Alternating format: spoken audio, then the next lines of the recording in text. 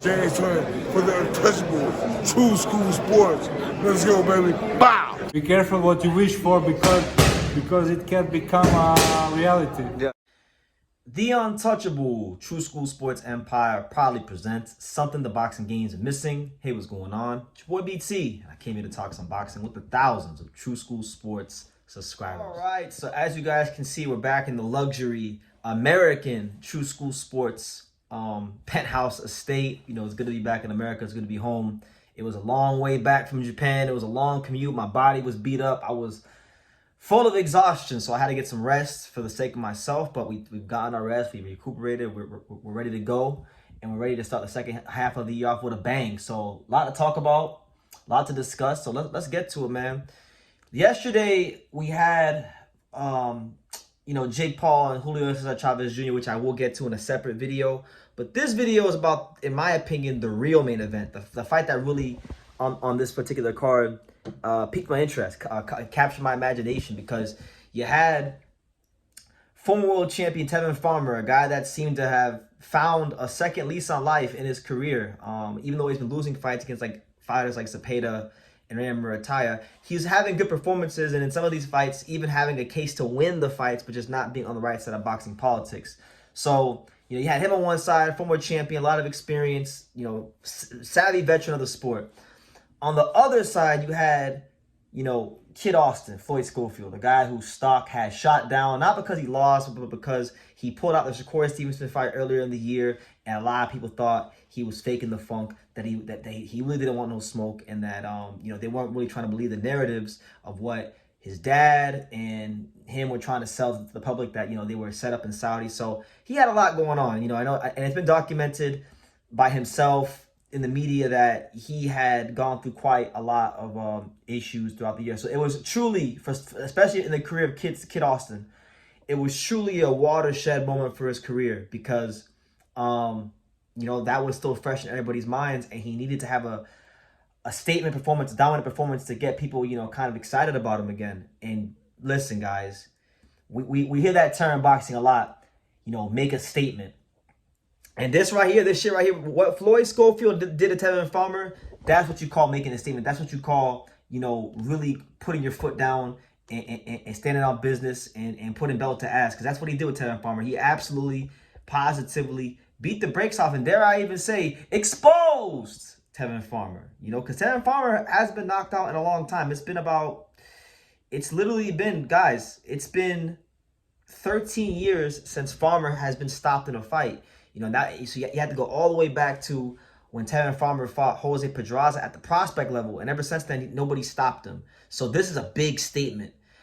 Kid Austin did a great job of taking advantage of Farmer's lead right hand being down, and he came out very strong.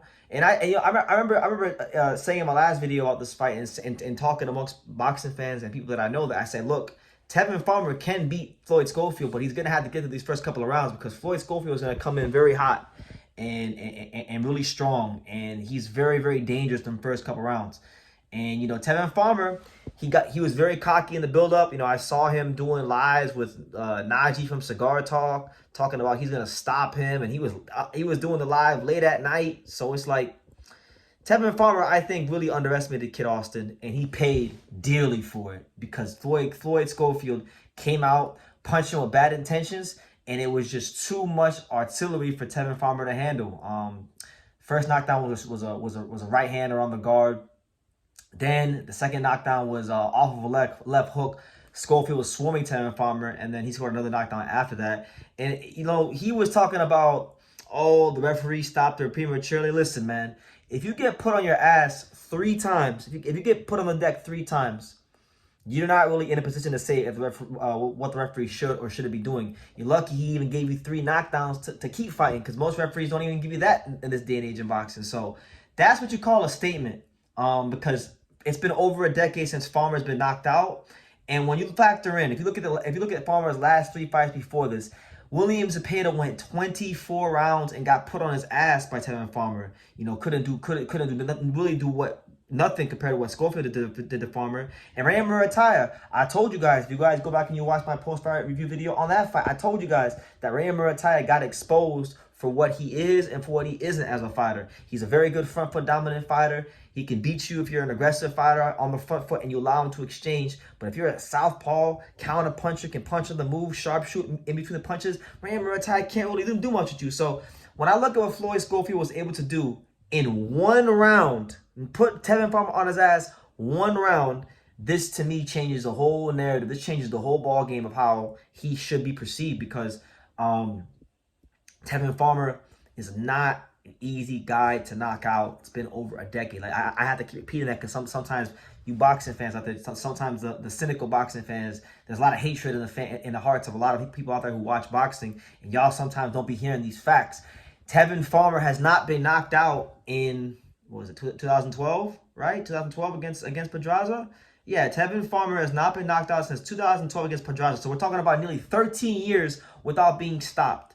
That's a fighter that knows how to operate at the high class, world class level of boxing. And for Floyd Schofield to do that, that shows you that he's got an IQ, that his power in them early rounds is real, that he is explosive. And look, Shakur Stevenson got to Twitter and he got to, flapping his gums about, like, don't get too confident off the knockout and all these kind of things. Look, man, Shakur Stevenson, I think he'll beat Williams Zepeda. I've always told you guys, I don't think Williams Zepeda is as good as, people out there say he is. And that kind of got it, it did get exposed last night. Got exposed in both Farmer fights. And I believe it'll get exposed again when he fights Shakur Stevenson. So I fully expect Shakur Stevenson to go in there and not just beat Williams Zepeda, but absolutely positively style on Williams Zepeda. Beat him easily.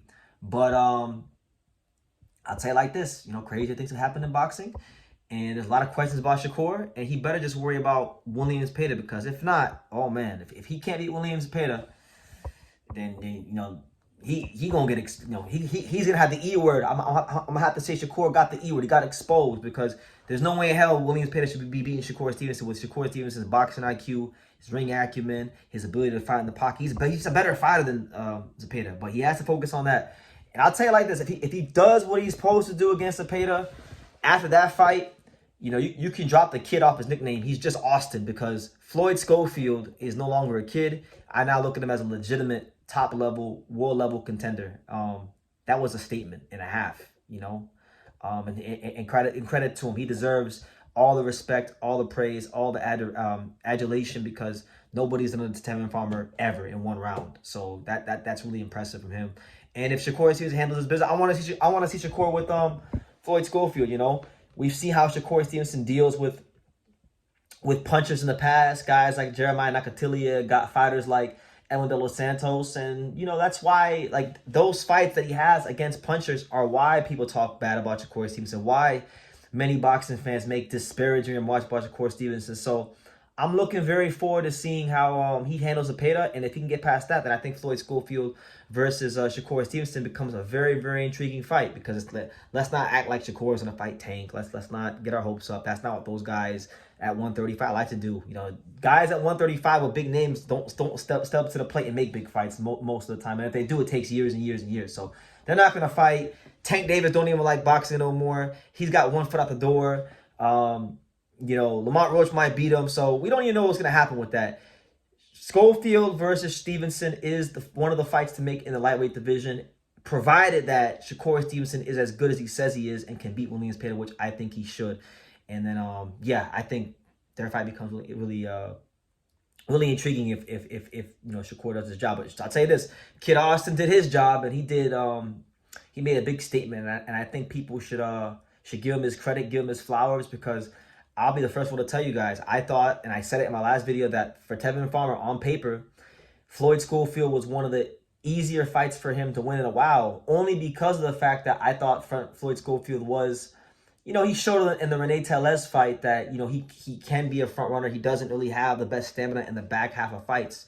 But in order to do that, you had to get through the first 4, 5, 6 rounds, and Tevin Farmer could not handle that firepower. He couldn't handle that smoke from Kid Austin. So maybe Shakur Stevenson will expose that down the road, but Kid Austin's going to grow from this fight. He's going to mature. One thing about boxing is that for these fighters, every fight, every style, every experience is an opportunity to level up and become a different person, a different fighter. And so the fighter you were a year ago or the previous fight doesn't mean that that's the fighter you are moving forward, you know, and that works in the positive and the negative. So, you know, I would fully expect Kid Austin to definitely improve. But yeah, a statement and a half.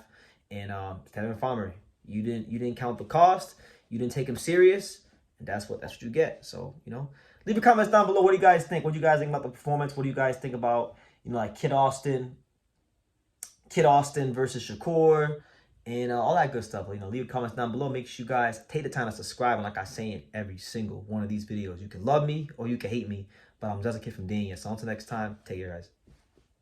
Thank you for watching another video on The Untouchable True School Sports Empire. For more great boxing content just like this, make sure you guys stay tuned and subscribe.